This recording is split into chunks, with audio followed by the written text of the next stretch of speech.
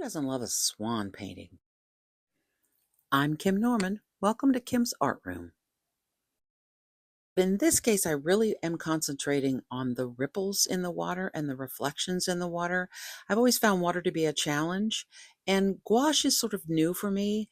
So I was working on learning to pay attention to it, really how ripples in water behave and reflect that beautiful swan in the image. And I wanted you to see the original that I was working from because the lovely Pamela Woodyard Escobedo, I hope I'm pronouncing her name right, who is in a great Facebook group I'm in called Free Reference Photos for Artists. I was working on this particular one, like I said, to try and get the reflections right in the water. I also was drawn to the green color, the sort of overall greenish hue that you can see in her picture. Mine is a little warmer, I think, than the greens that she uses. But that is the reason that you see that I have painted the whole background this sort of ochre yellow color. And yes, that is the top to a spinach container that you see. I use really expensive supplies. And I will show at the end an image of my gouache containers. And I will show eventually a picture of the types of gouache that I use, but I kind of dip around a lot. And so I can't really tell you exactly which colors I used because I was working, I think, both in the Himi, however you pronounce that, and just a cheap gouache that I got from Temu because I had like one of those coupons. So you'll see that I did lay that down first, and that also robbed me at the end of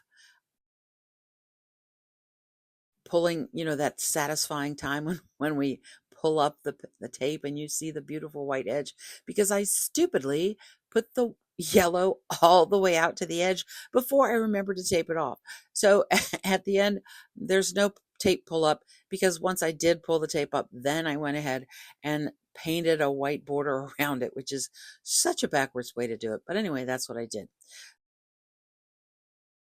You can see that I did lay in the yellow first, and then I started putting in these greenish ripples that were going all the way down and together. So, and then I started to dip into a little more blues. So I was working basically with blues and greens and white, of course, and various layers of white. And one thing that I noticed that I had to do was once I got a color that I wanted, sort of move around the painting a lot because I needed to make sure that I was using the same color, for instance, especially right there in his neck, going between his neck and then on the other side, behind his neck on either side. And so I had to be careful to like make sure that my paint didn't dry out the little bit that I had mixed for any particular section because it might appear in another part of the painting. Then I needed to make sure that I had lots of contrast in there because I think that's where the excitement of water lies, is where the edges of water start to move against each other and you get those little reflections in the water.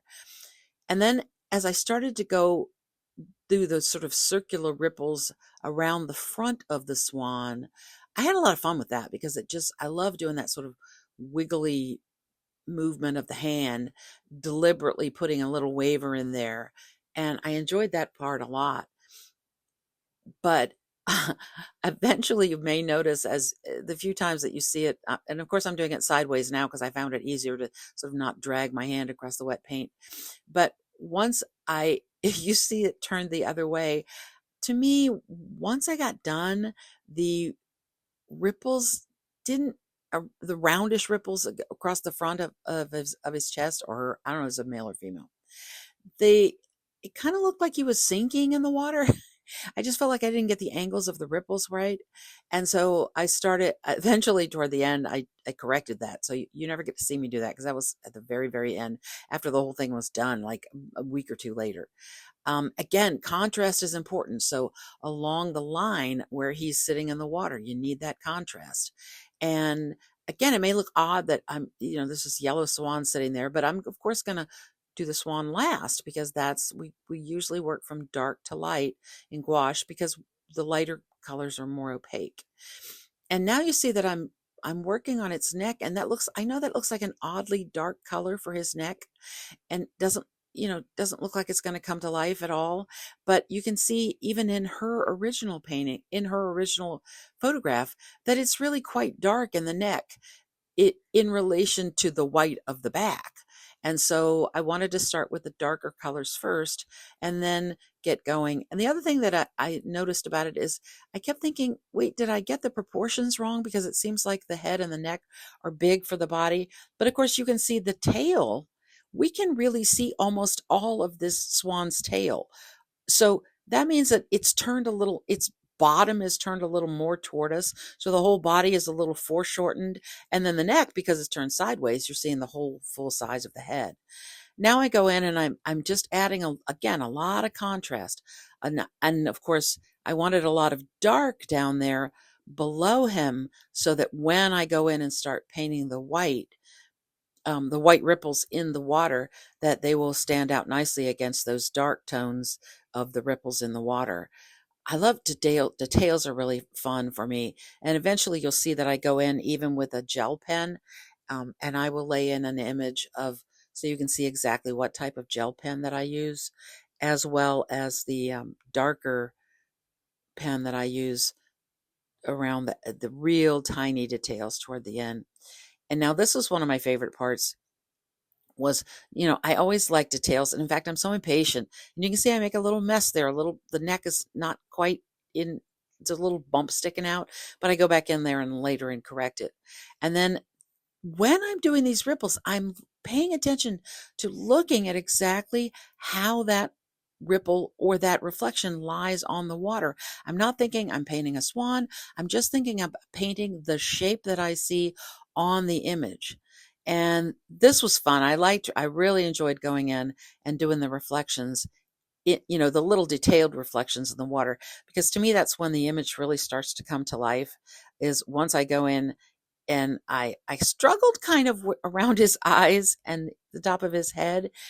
It was, um, I'm not sure why. I think I just couldn't see his face very well in the picture, and so I kind of struggled with that. But it got a little better once I got a little more to working on his face, and I love doing the reflection of his face in the water. Before we get to his face, the gouaches that I'm pretty sure I used on this were either the Himi, however you pronounce that, in the big green box, which I was suckered into buying. Yes, I like a big green box of gouache too. But also, I get a lot of use out of this super cheap Temu box I got. I think it was the first thing I ever bought on Temu, so it was one of those big coupons, and I barely spent a cent on it. But you know what? For a beginner who's just learning, I have gotten a lot of use out of it. And the other one is something called Reeves that I have had around this house forever, before I even understood what gouache was or what it was for. So I don't even know if you can get it anymore, but I thought I would show it. The white gel pen, but I will put a link in because I got that from Amazon, so I know exactly what that was. The other are Temu. They work pretty well on various surfaces. It was a little busy at the bottom, so we added those larger areas of calmer water, and then just, little tiny highlights here and there, because I felt like it was just getting a little too busy at the bottom. And we want to concentrate on we want the viewer to look at that swan and not be caught up in so many ripples that their eyes begin to cross. So I thought just little details here and there, maybe a touch of a gel pen here and there. And this is the part where I just sort of stop and keep looking and deciding what I'm going to do. If bright colors give you a dopamine hit like they do me, I hope you'll subscribe and we can get high together now and then. And then this very unsatisfying peel away because, ew, it's yellow back there. But, oh well, sorry about that. So then I cheated later and I painted in a white border. And I hope you enjoyed this and have learned about how to do ripples.